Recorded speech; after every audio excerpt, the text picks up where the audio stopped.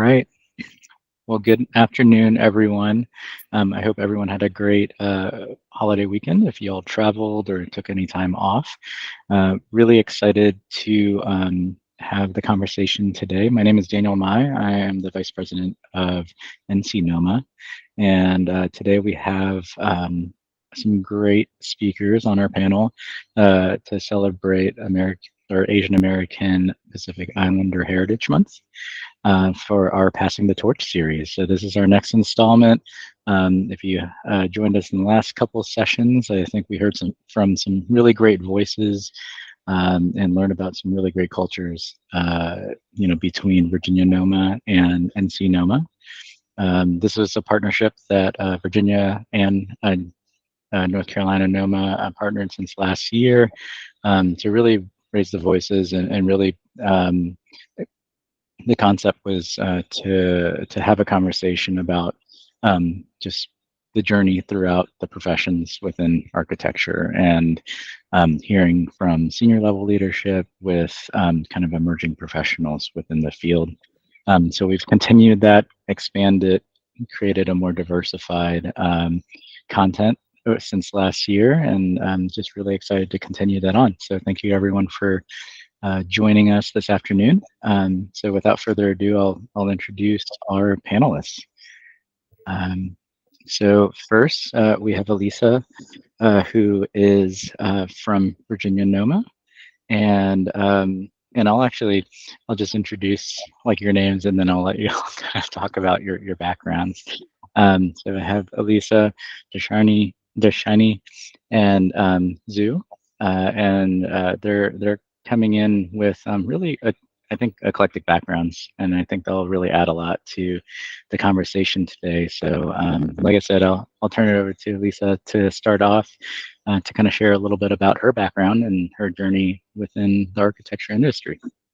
Okay. Yeah, so I can just get started. I'm Alisa Chirachaturaphak.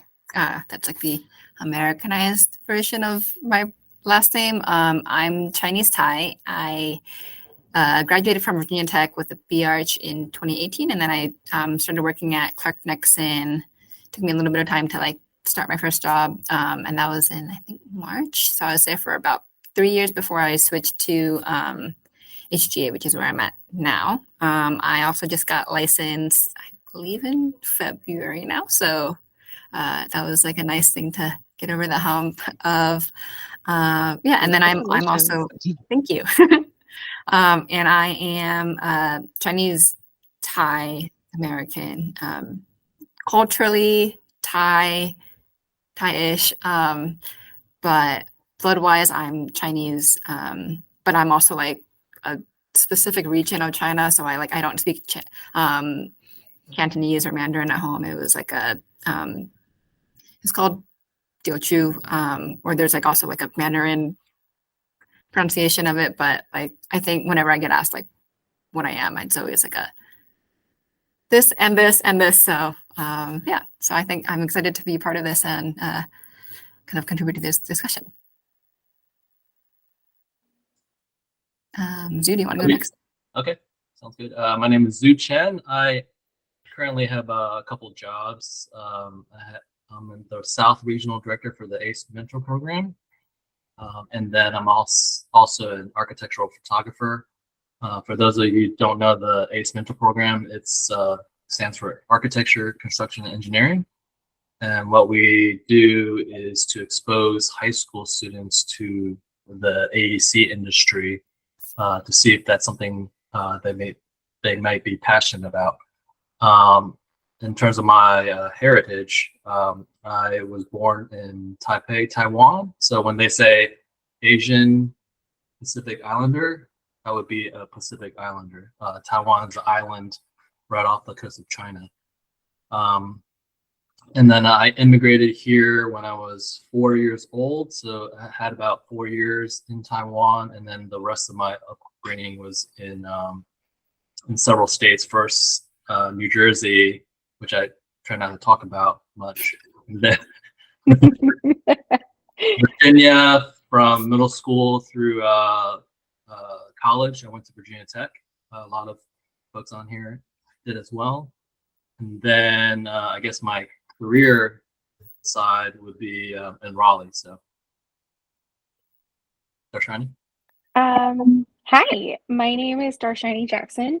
I'm an interior designer in the Raleigh, North Carolina area. I have about 8 years of experience, and my ethnicity is that I am an Indian. I was born in Singapore, and that gets complicated, nationality versus ethnicity. But I was born in Singapore. I was raised there for about 9 years before I moved to the US. And so, yeah, that's my heritage, is that I'm Asian American because I'm now Americanized citizen, but my ethnicity is Indian.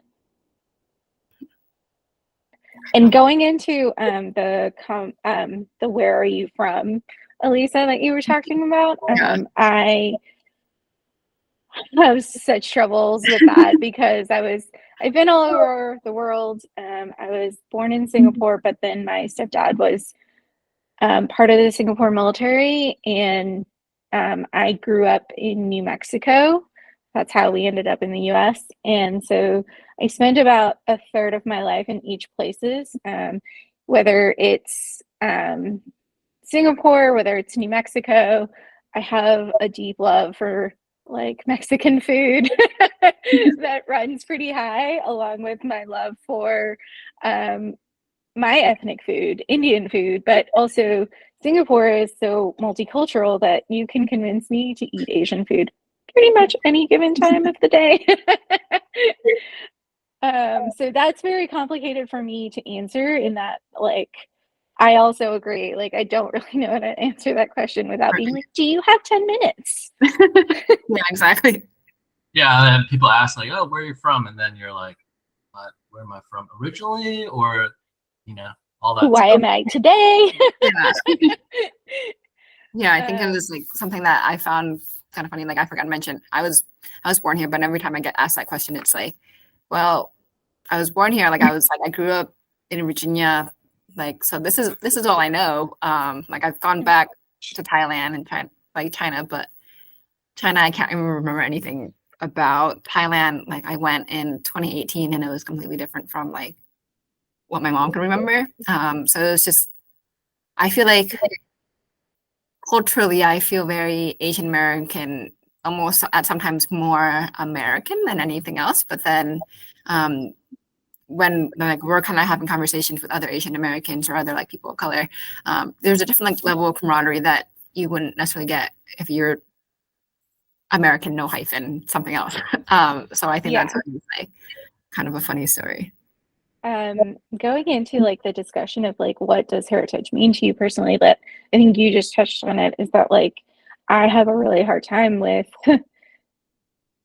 that question. I think it's easier for me to answer as I get older, as I'm like in my 30s and I'm learning to like unlearn some of this the complexness of what heritage means to me, because there is that American culture that your parents who never grew up in the American like school system don't really understand. And so like I think like growing up you go get exposed to American culture so much, and then you're like, oh, let's go home and be traditional, right? So like, and your parents don't really understand that, so there's just this like struggle of heritage, which like again, now that I'm older, I'm learning to like embrace all of that heritage. Like give me more of it, right? Without the misogyny, of course, but like give me more of it, let me celebrate it. That's really hard to like unlearn the difference between American culture and your like heritage. Yeah, I think heritage to me, there's a component of ethnicity, and obviously it's a way to preserve your past in a way. I think when you ask that question, it's easy to jump directly to my Asian heritage, Taiwanese heritage, but in reality, like Alisa and myself, and and you, Dharshyani, Yeah, we grew up basically in America, so like we're integrated into the Right. American culture. so it's hard to also ignore the American heritage part. Mhm. Right. Yeah. I don't know if you guys feel the same way, but I think when I was listening to the video from last month, it was kind of funny. I was like, oh yeah, like being like when they talk about being Arab American and then like how it's so like there's such a rich culture to that. I think when I was listening to it, I was like, oh, I think that's so true. And it's like I feel like the cultural difference, but when it comes to architecture, I feel like I'm like I went to Virginia Tech. I feel like all I knew was what they taught me at Virginia Tech. So I think like learning about like Asian architecture, it wasn't like I think you learn about like Ondo and like maybe a few others, but it's not something that I necessarily like know about unless I like actively seek it out. I don't know if you guys felt the same way. Yeah, it's hard. I think like I do intentionally seek out things about my heritage, right? And I was also going to say something about heritage is that like that American heritage, it's still through a veil because like it is that Asian American heritage experience. It's not like you're not going to have like for me particularly like I love spice. Like I can't not eat spicy food. And so like it is like American adjacent experience, right? And I just use food for example because it's a very easy thing to like compare to. Like even my American experience in heritage is very still like Asian-esque, for me personally, because everything is just through this like different lens or glasses of experience that I don't think is like I think it's still like Asian veiled, you know? At least in my perspective. Right. But I guess the best way to explain it to people, and I brought this up last time, was I recently went to DPAC to watch The Lion King for the second time, and I guess the analogy is when Mufasa passed away, and he said, "Hey, remember who you are." Right. And so Simba actually left his original culture pretty young, actually. So similar to how we were. And he went to the jungle. It's a brand new culture, brand new food, brand new people. And he had to decide whether he wanted to embrace his past as well, which he ended up doing. But, some people choose to ignore the past as well. So I think a lot of that, to me, remembering your past is important. And I think one of the other questions is how do we pass down the heritage to the next generation, right? Right. Yeah. I remember that was something that that kind of came up when we were doing like our dry run, like so like you have kids and just trying to figure out how to pass down your culture to like your kids. Like my partner is Vietnamese, so I feel like we at least have a lot of similar upbringing, like just the Asian American experience. And he can at least speak Vietnamese. Like he immigrated here like when he was 5, so I think he has a bit more of the like of a homeland culture than I might. And like I can't speak Thai or Teochew very fluently at all. Like I had a family reunion this weekend actually, and it was like my grandpa's like sister or something was like asking me something in Teochew, and I was like, I know what you're saying. I don't know how to. They're like, yeah. And I was like, I have to go though. Same. I also experienced the same thing. So Singapore is a English speaking country. Because it's multicultural, there is like, I mean, you're pretty much born speaking English and then you learn your native language, right? So then like English was already always like a predominant language for me to speak in. But like, I speak Tamil, like I went to classes and it was very speaking, like my grandmother did not speak Tamil or did not speak English. So like that was the only way to communicate to her, that kind of thing. And last year when my grandmother passed away, we went to Singapore for her funeral, and it was kind of the same. You were around a lot of people her age and her generation, and they don't speak English, so you're speaking to them. And I actually, to my benefit, was really surprised at how quickly I picked up Tamil and like was able to basic communicate to them. And my mom even like looked at me and was like, I'm so proud of you right now. And I was like, you should be. I'm proud of me. Yeah, so I have 2 young kids, and I guess the other thing that's going to make it more confusing for them is my wife's Caucasian, so it's a mixed family.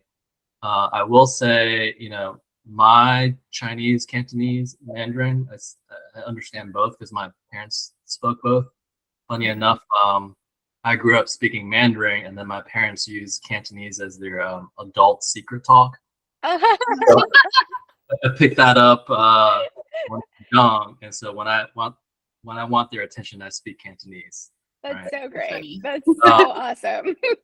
So to me, it's going to be very difficult because they're not immersed in the language, and for me, not knowing it that well, it's going to be difficult to pass that down. Mm-hmm.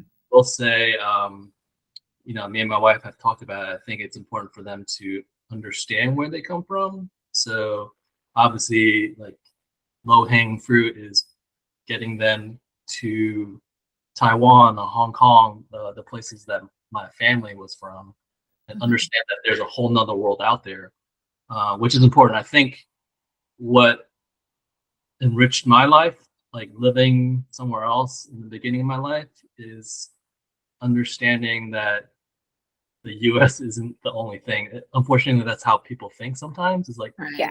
oh man, inflation is terrible, or all these things are terrible, but it's the world. There's a Right. whole world out there. Yeah, I think it's also humbling. I think it's incredibly humbling to be at a place where you don't speak English and like you have to learn their language, Right. which in your kid's case would be your language, right? Like, and so like, I think that there is something very humbling. And I think, Zoo, like you and I have talked about this, is that like being born out of the country and being exposed to so many things, like at a young age, brings a different perspective to the lifestyle that is like the American lifestyle, right? And I think like and I think like I don't have children, but I'm very close to my nieces. Watching the struggle of the first generation, second generation immigrant, and then like the completely American born mixed kid generation of like how much heritage really does come back to that American born mixed kid. Right. And like food is obviously the easiest thing, and I'm completely fascinated by it, and I could like talk about it for hours of like just how complex like the narrative is from like the grandparent who has lived a complete adult life in a different world, in different culture, in different experiences, and whatever those reasons were to migrate happened. And then there's us who like have a mix of both cultures, grew up in the American system, but come home to a very traditional household, Right. And traditional lifestyle. And then there's the next generation of like complete further removed from the heritage, right? And so I think that that's a really fascinating like dichotomy of like what's happening right now, as older Asians are having children, and how do you bring back that heritage, right? And obviously food is the easiest way to do that, but for me it's like my niece will love to watch Bollywood movies with me or Tamil movies with me, which I think it's a win. I'm taking that as a win, at least. Right. Yeah. That's so funny. Like, I feel like I, like two things came to mind. Like when my family came to the States, like my mom knew that her family was going to be coming to the US since she was a teenager. So she felt like she like couldn't really make long-term friends, cause she was like, oh, I know I'm going to go to the US. But then like she did college and everything in Thailand. But then like when she came here, like she couldn't, like you just don't have the same opportunities that you would from the country that you're at. So to some extent, like your parents' dreams are kind of put on you. So there's, and I don't know if that maybe contributes to the whole model minority kind of mentality a bit, where a lot of Asian Americans just, they want to be successful, like because their parents sacrificed so much to get just to come here. And I think that's really hard. But then just to keep that alive too, like my boyfriend's nephews, they speak Vietnamese pretty much all the time at home. Like when I come over and I can't speak Vietnamese, they can practice their English with me. And one of them is starting to like maybe go into kindergarten, but they're like, oh, we have to like teach him, like get him to practice his English enough so that he can like actually go into that, as opposed to like have to wait to like go into, like he was born in September. So he has to like, he's on that like cusp of like, do I get held back or do I not? And it was something that like, even like I was born here, like I spoke a little bit of Teochew at home, but like English was like my first or second language. But in elementary school, I think I was in ESOL for like at least until third grade. So, and it was like, oh, is this a little bit of racism where it's just like, you just assume I don't speak English or Yeah. like it. So, oh, let me integrate you into something Right. else. Yeah, and I mean that's also hard, right? A childhood like as an Asian in America where you're seeing like where you're not, your experiences are not, there is a model minority, right? Like of like to be the good Asian and to be the one who's really smart, and there is like pressure from your parents, which you generally want to be, but then you also have this like pressure from kind of the rest of America to be successful. Right. Because that's the only like way you fit in, right? Like is the like successful, really smart Asian in America is to be that like, I don't know, I think I've struggled with that pressure of like the pressure of the world, what they expect of me, on top of like, yeah, my mom did give up a lot of things to, right, to raise us in America, and I've experienced a lot of racism through her eyes because she is heavily accented, and she is a pretty quiet Indian woman and like decently mild mannered. I know it's a shock like how I came from that woman, but like it's, yeah, I've seen a lot of racism come through her, like where people are like, oh, you don't speak English. Right. And it's like, she does, she just has an accent. And so I do think that there is a lot of pressure to like fit into that model minority growing up. And I think the last few years for me personally has been trying to reject that. And like, I am not, first of all, I am not that smart Asian, but also like, second of all, like, I don't need to fit into that mold for you to like me and accept me. Right. Yeah, let me read a small excerpt from a Harvard newspaper article that I read, and it kind of resonates with me pretty well. It says, many argue that one shouldn't compare Asian stereotypes with those of Hispanics, Blacks, or any other minority. But many of the allegedly positive stereotypes of Asian Americans, such as being clever, good at math and science, and hardworking, are just as insidious as the pigeonholing of other groups based on appearance or cultural heritage. Not only do these typecasts discount individual diversity, they often become twisted into negative traits such as dishonesty, lack of leadership skills and creativity, and passivity. And I think what resonated with me is oftentimes like people get put into a group and then you become less of an individual. Mm-hmm. Sparkle says discount individual diversity. And so, like you said, Dharshyani, you're pretty like outspoken. I'm pretty outspoken. I don't know. It's because we were built to be in the design world where we need to be, right? Mm-hmm. But that just goes to show people are different. Not every Indian person is going to be like. Not every Asian person will be like this. So yeah, it's hard to not think about individuals when people put you in the bucket. Right. Yeah, and I think also that like your parent, like for me, my parent, my mom, I think she unintentionally put us in that bucket, right? Because that's her image of like Asians in America as well. And so like you get that pressure because I think that was the only way she knew how to be Asian in America. Right. And I constantly, I think I constantly scare her.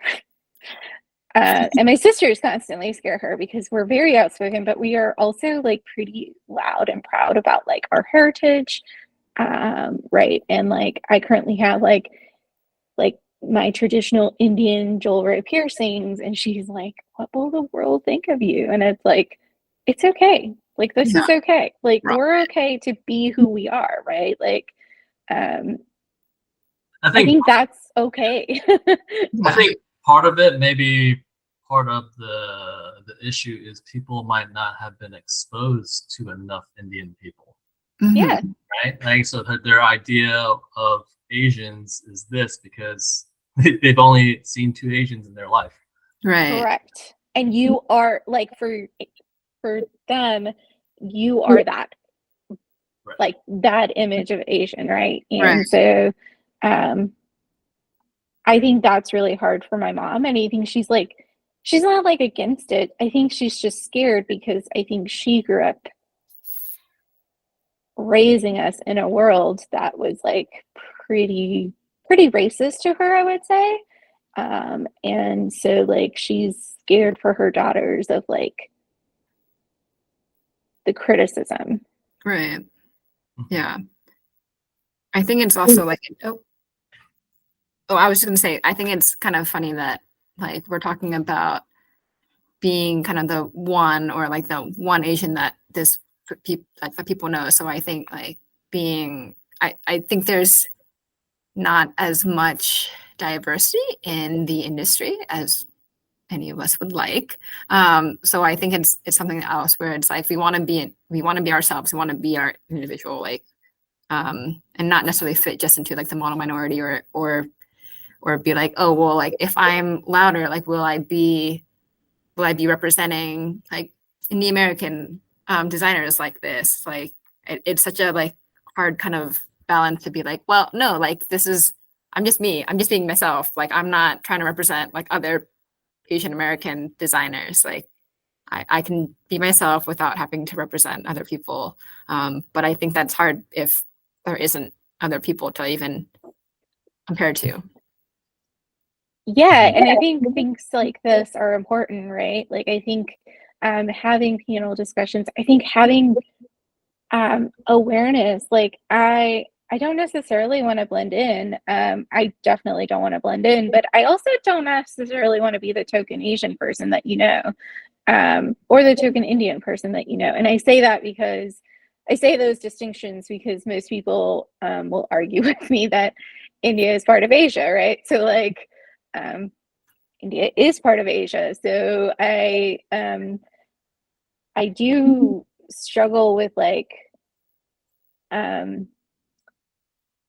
how to not be like blending in, but also not be that token Indian woman that you know. That's a hard thing for me that like I'm constantly learning and unlearning ways of like ways that I've rejected my heritage in the past, to be more American per se, and like how I show up as the Indian I am, right? Like, yes, I'm American, but I also am very much very Indian.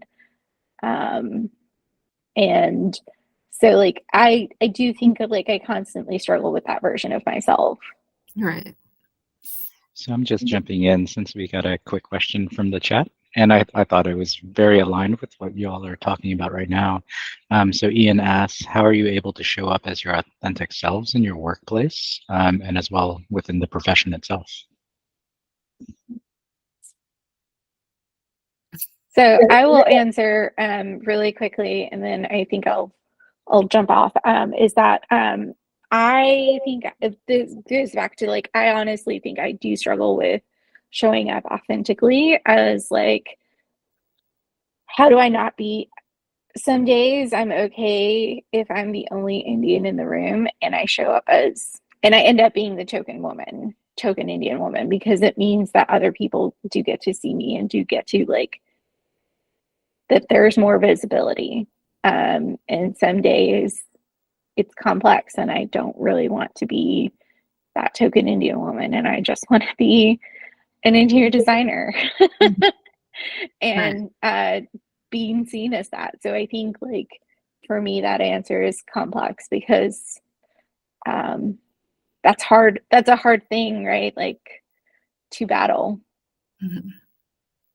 Yeah, I think I sort of feel that same way too. I do think it has helped like just seeking out environments where there is more diversity, where you can see yourself in somebody who's already there. Like when I was interviewing for my current position, there's another like Asian American. I think she might be first gen actually, but just seeing somebody who looked like me was like, oh, that's refreshing. Like I can see myself in a higher role, and growing in this firm, and then just even having like a level of camaraderie. Like I loved my time at Clark Nexon, but I think it was kind of refreshing to just kind of come to a different environment where it's like, okay, well, there's people who are closer to my age, also like more diverse, and just being able to like have a different level of camaraderie with other people of color, other people like who are closer to my age,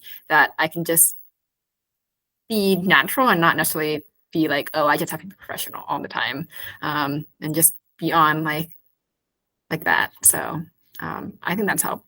What about you, Sue? Yeah, I think I've always tried to be authentic as possible. I think it goes back to individuality. I'm okay with some of the stereotypes that are positive, like hardworking, dependable. What else?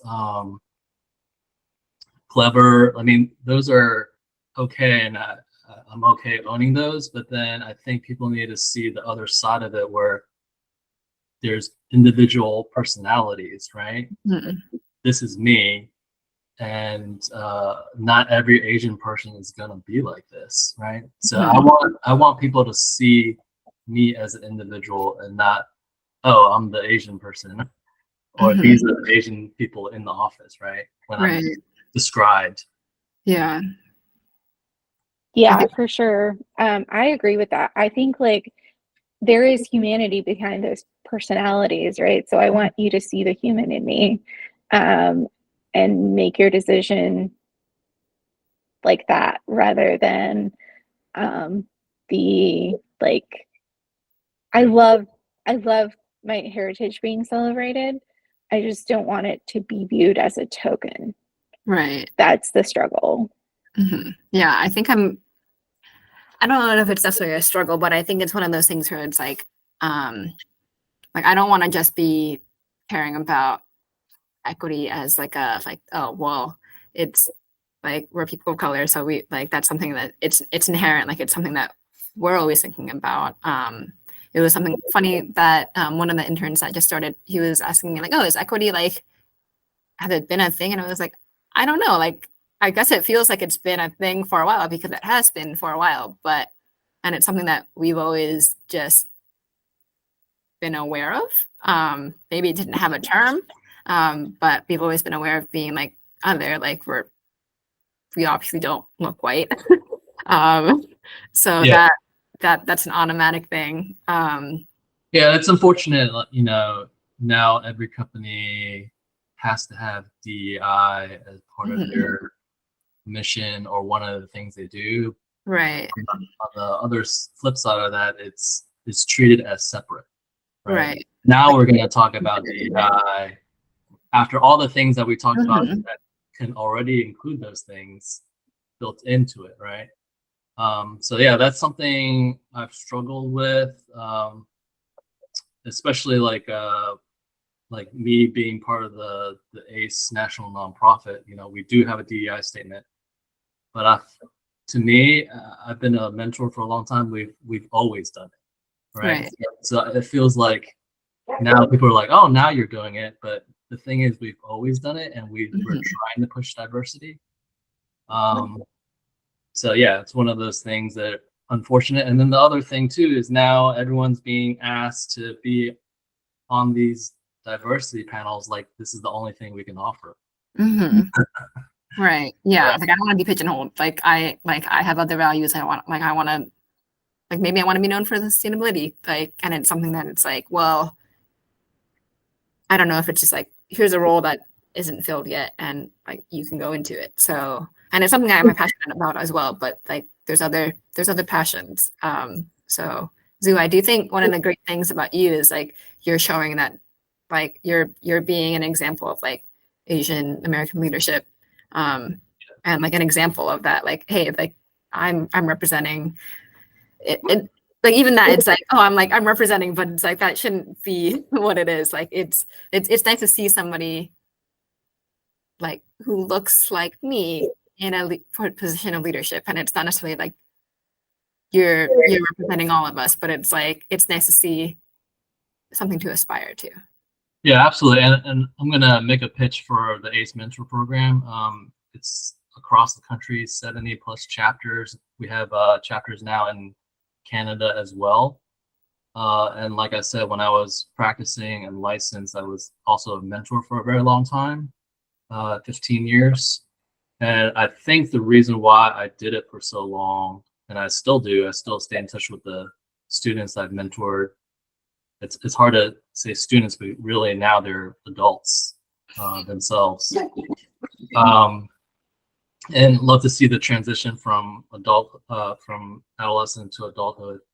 But I think twofold with ACE Mentor Program is we want mentors that look like the people that we want to be in the industry. I think it's important for people to see themselves in somebody else's shoes. That's number one. Number two is we also want to show the people that are not a minority that this is what it can look like when there's diversity, not just exterior diversity, but diversity in thought, right? So there's like two lessons to be had here. One is I can make it. I see the person across from me or the mentor, they've made it, I can do it as well. And then two, this is what we want the industry to look like. And so I think a lot of this education needs to start earlier. And then having folks that are diverse that happen to be leadership positions or lead mentors, that's also a positive thing to show others that minority folks can have those types of positions. Absolutely. I think it's also important for the next generation and the younger generation and anyone that, like I do a lot of guest critiquing for college students. I'm like very passionate about not gatekeeping my knowledge and my resources because I came from a low income single mother household, right? And so like it took a lot of steps to get here and to like be here. And so and I know the struggle, and I don't want, like, if someone else could struggle less, because of what I could offer, then I'm going to absolutely do that. So like I'm very passionate about like not gatekeeping and like allowing other people with socioeconomic statuses to also see like we can do this. Right. Like we can provide resources and we can make this happen, because it is very important for me to see Indian students be very interested in interior design and architecture, because there's not a lot, right? And so I was trying to recruit Dharshyani for the local ACE program, because we do have a large contingent of Indian Americans, because I guess the tech sector. do it. I'm here for it. I support it. So locally, ACE Raleigh has about 100. We had the most students register this past year, over 150 students. And That's amazing. 30 of them are probably Indian. Oh, I love that so much. Yeah, oh my crazy. gosh. And the thing is, like, sometimes the mentors don't hear enough of what they're doing is a positive impact. But I remember one of the students in their scholarship essay, they talked about an Indian mentor, and she's actually a construction manager. She works for Samet. And she talked about, I felt kind of isolated, but being an ACE and seeing others and mentors that look like me is very empowering and inspiring. And so I sent that to her, and she was like, I didn't know I was making this impact. Right? So, yeah. Same. I think, and do absolutely yeah. contact me. I will definitely we'll make this happen. But I think like I think it's really important to like understand that like there is going to be like the younger generation and the next generation, they're not going to be without struggles. They're going to face the same things that we face. And so if we can make their lives like slightly easier by providing those resources, by providing mentorship, by providing guidance into the world of architecture and the world of design, absolutely. Like I have no problem being that person, because I know the struggle, because it wasn't easy, because people argue with me that Indian is not part of Asian, right? Like, because people look at an Indian woman in the profession and they think she's going to be a quiet, like mild-mannered woman. They quickly find out that I'm not, but like they have preconceived notions of Indian Americans, and often I'm the only Indian American that they've known, right? And who is in the profession. So I'm happy to like be part of that conversation and help that generation. Yeah, that's like everything that you've been saying. I also just saw that Willie made a comment. Do you think most people here in America don't realize that Asians are 60% of the world population? It's sort of funny that many look at the majority as the diversity, which I 100% agree. Like it's ironic that like in the US, a lot of the like census data or just like diversity things are like, oh, Black, white, Hispanic, and it's like there's other races, and we are like it is funny that like I feel like in Northern Virginia there's a lot of Asian people, so there were a few times where it was like I felt like I was I do feel like there's a minority, but it's still not like complete lack of diversity. So I think that was interesting. But I think at least that helped when I was growing up that there were other Asian Americans, and like I have that I could like relate to. But I know that in the office, it took a while to like just have that. So I think like I have that now, and I love that. But I don't know about you guys. Yeah, I mean, I think if you go down to it, especially schooling, and I've gone through American educational system, high school, and at the time when I was in the high schools, they I grew up in Richmond, Virginia, and they had to pull students from other socioeconomic communities into the schools to make it more diverse. Unfortunately, I've gone back to my high school to see how it's going, and they started segregating it based on socioeconomics again. And so I think those are the types of like things from the political side that can improve in terms of like having people see diversity. Because if it's based on socioeconomics, you're probably going to see the same types of people. Right. And to answer Willie's question, for me personally, is that I grew up in New Mexico, where it was a small town in New Mexico. It was a military town. It's Clovis, New Mexico. And I was like one of maybe 5 or 10 Indian families in the entire town. And so it was just very isolating to be in this part of the country where like you have to drive 4 hours to find an Indian grocery store. You have to drive 2 hours for the Indian restaurant. Like that was really hard to grow up to. And then I do think that design and construction doesn't have a lot of Asian Americans in general right now. I don't know the statistics, but like just in my 8 years of experience, there hasn't been a lot of Asian Americans that I've been around. I love,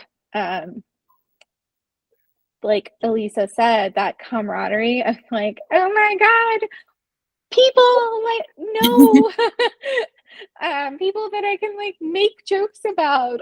If I like make a joke about how like Indian mothers are smothering, other Asians can look at me and be like, yeah, we know. We're well aware of that Asian mother. And so like I do love that, and I wish I got to experience that more often. And I am starting to. I'm being more intentional, putting myself in spaces where I am around people of color and I am around Asian Americans and more Indians. I also live in Cary, North Carolina, which is really close to Morrisville and has a huge Indian population. So like I do have all of that, and I'm learning to appreciate that. But I do think there is a big part of our industry that doesn't have a lot of Asian Americans. I think part of it too is exposure. One, they probably don't know about the AEC industry, and then two, you have the pressures from, like we spoke a little bit about it in the beginning, like immigrant families, they want to be successful. So there is the stereotype, like every Asian parent wants their child to be a doctor. And there's a comedian there's a comedian that said, yeah, every Asian parent wants their child to be a doctor, but the funny thing is, like, helping people is the last thing they want to do. They want the prestige, right? Yeah, absolutely. And I think like it's like and I think I just saw a comment like doctor, lawyer, or business owner. I will say that when I told my Indian family back home that I'm an interior designer, they definitely like paused and was like, oh, yeah. Like you didn't go into the medical field. That's interesting. Like, and this is like all of my cousins back home, and like telling them that I chose interior design, and like something in the art world was just like their brains broke. I think they were so silent. So I do think exposure, right? Like we don't have to, and it goes back to that model minority myth. We don't have to be the right Asian. We don't have to fill the right Asian role and be in the medical field, be a lawyer, business owner. We can be anything that we want, and we can have exposure in design. You're allowed to be creative. You are allowed to think about architecture. Oh, That's interesting. But I don't know if you guys are reading the comment. I went Oh, to sorry. Yeah, I didn't mean to interrupt the conversation. Sorry. No. Ghost post it. Yeah.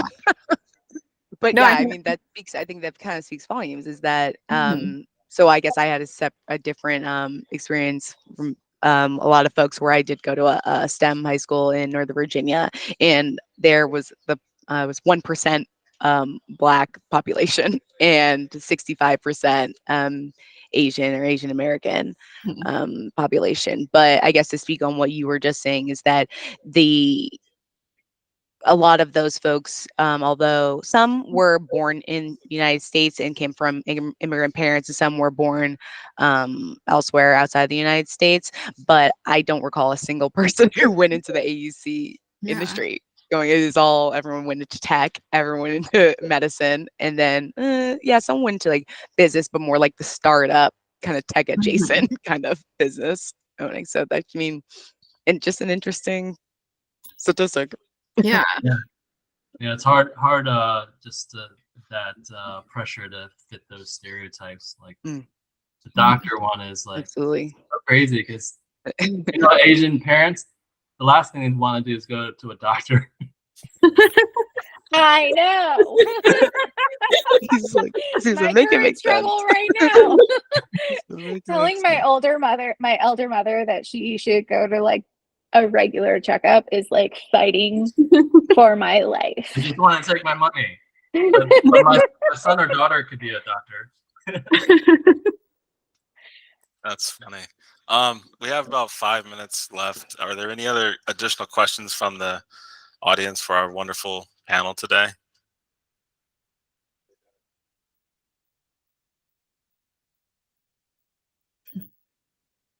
Yes, no, maybe so. Well, I You guess can also maybe just speak up and not chat. I have a quick question. I don't want to put you guys on the spot, so maybe I can email you guys after about it. But so I'm speaking, I'm membership chair of NCNOMA, and I wanted to ask you and Nan on behalf of all Asian American or Asian architects or designers in all of North Carolina. But how do you feel that NCNOMA could more empower or benefit or elevate your fellow Asian American or Asian designers or practitioners? Is there anything like in particular you would like to see from NCNOMA? I'll let you guys ruminate on it if you want, but I always want to make sure that folks are feeling supported or elevated and all that. That's a great question, Jasmine. You're stumping me. Yeah, no, don't want to put you guys right on the spot. And we can follow up afterwards, but maybe just to get the wheels turning. I mean, we really, really appreciate you guys' time and taking this out of your day to speak on your experiences. So we want to make sure that we're supporting you guys and everybody else equally. Yeah, I know. I Go ahead. Oh, I was just gonna say, I think for me, I think doing things like this, right? Getting to like be around, first of all, people of color. I think that's why we all joined NOMA, right? To be supported in our industry and to be that, to not just feel like a lone rider, but also I think doing panels like this and listening to voices where you're not the only one makes a big difference for me personally. Yeah, I think in terms of nationally and locally, so ACE mentor program and NOMA national organization, there is a memorandum of understanding, and there is ACE within NOMA's educational objectives. I think the partnership there is very beneficial. Project pipeline, but then what happens when the student says, "Oh yes, I love Project Pipeline. Now I want to learn more," right? So trying to get them fed into the ACE program during the school year, and a lot of our students, do ACE more than just 1 year, like all 4 years, and each year they're working on an entire project. I mean, it's just a lot of resources available to them, but they need to know it exists, right? So I think awareness. We talked a lot about exposure and awareness. And so I think from both sides, ACE can talk about NOMA, NOMA can talk about ACE, and then where do you go when you want to find out more? I'm not in the North Carolina, but Yeah. I do think it's helpful. Like, I feel like, at least my default, and I feel like just in general, your default as humans is to just kind of like, you gravitate towards people who look like you, who you can relate to. So I think just being in NOMA, like, I think like what you were saying, Shiny, like just being around other people of color, or just like interacting with other people of color, I think that just like that there's just a different level of camaraderie, and I think just a different level of support and understanding, which I feel like I've really appreciated, just like being in NOMA and like just getting to know other people. That I as I think about it, I think there's only like two or three Asian American like architects that I can really think of that I'm like really close to, but it's like great. I think it's important to share our experiences as from the peer level. Like, we're all on the same level, but again, I have to go back to, that's all kind of wasted if we don't share those experiences with the next generation. Right. Yeah. I think 100%. I fully support that. Yeah. Like, I do think like it's important to pass the torch, right? Like, exactly the series of like, what's next? Who is filling the steps? How can I be like resourceful? How can someone else be resourceful? What can I do to make you succeed? The table was never intended for us to be there. And so us being at the table is already like a far cry from like the table was never intended for us to exist at the table. So then my goal and my passion is like, how can I just make sure that the next person is not having to fight as hard to get to the table?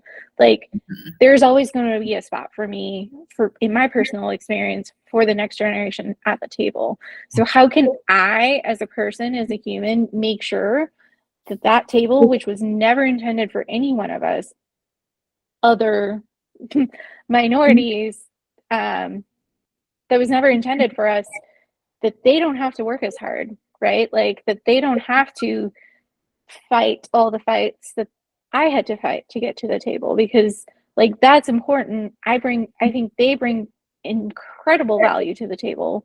And I think like the younger generation is constantly teaching us about things that we don't know about. And I want to learn from them too. Their perspective is very unique to this world. And I think it's important to hear from them. I will say, just so there is an opportunity. There's a program with ACE called Transformative Partner Program, and what that is we pair mentors with students that are graduating high school and going through their post-secondary and ultimately into their careers. And the reason why we did that is because we found students were giving up because they had some sort of setback in college or had something happen early on in their careers, and they had nobody to talk to. And I speak from the the minority mentor perspective. It's like they need somebody in their corner to say, hey, you know, you did poorly on math, but nobody's good at math. You just have to figure out a way to pass the class, right? Yeah. Don't give up because that you don't do well in it. I think part of the problem is they don't have that support at home. Right. Oftentimes when your social economical background is like, my parents work 3 jobs, they don't have that background to say, hey, I'm here, what I did in college. They don't have that. And so being a transformative partner with these students as they go through, probably many of them are first-time college students, to get them across the finish line is important. I love that. I think that's like, I'll reach out to you about that, because I think that's incredible. I think it's one of those things where like a lot of Asian Americans, I think in general, a lot of people of color, like, yeah, their parents are typically working. Like my mom, a single mom, and she was working like 3 jobs growing up. I was raised by my grandparents a lot of the time. So just having somebody that you can relate to, I think that's awesome. So yeah. So if there's a follow-up, Ian or Dan, maybe we can include some of that information. about Absolutely. ACE, that Transformer Partner Program? Sure, we can include that like in some show notes of some sort when we post this online. But yeah, we're kind of running out of time. But I wanted to thank you all for joining us today. It's great Like I to hear. said, I could talk about for hours. So yes, cut me off. Yeah, so I just want to thank you guys for coming out, and just wanted to mention a few other things real quick. As you're mentioning the ACE mentor, I know we have our own project pipeline that's coming up. I know Elisa's helped out with that in the past. In Virginia, ours is going to be July 8th through 12th at Bright Point Community College, and we're still in need of volunteers. So if you're interested, please reach out to us. And I'm sure North Carolina NOMA is doing the same thing. So I don't know what their dates are. Yep, But I can jump in about that. yeah, sure. Our project pipeline is running. We actually have two different camps, so one in Raleigh, and then one in Charlotte. Excuse me. And then so we'll have the first project pipeline in Raleigh, July 16th through the 20th. And then our following one would be July 23rd through the 27th. And that'll be in Charlotte. So Send me that information. I can forward it on to the ACE boards for both Raleigh and Charlotte. They can pass it on to the mentor pool. fantastic. And obviously we, with the partnership with Virginia and NOMA, and I know Tzu, you're connected throughout the Southeast region. So there's certainly some really great partnership and alignment just with the sequencing and with ACE during the rest of the year. So Where is looking the forward to that. pipeline in Virginia? It's at Bright Point Community College, which is in Chester, Virginia, which is kind of in the Richmond area. Oh, okay. So we do have ACE in Richmond. Yeah. Okay. Cool. Great. Well, thank All right. you guys so much. Thank you. Yeah. Thank you, everybody. Thanks, Thank you, everyone. everyone, for Have joining. a great day. Bye. Have a good one.